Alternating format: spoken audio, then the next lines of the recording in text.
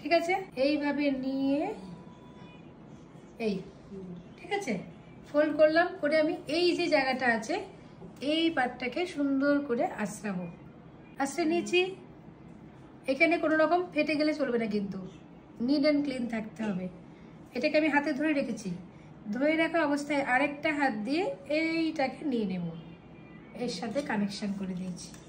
ঠিক আছে, কানেকশান করে দিয়ে আবার আমি এই যে দুটোর কানেকশান পয়েন্ট হচ্ছে এটা, এইখানটায় আমি কম করব। খুব সুন্দর করে কম করতে হবে।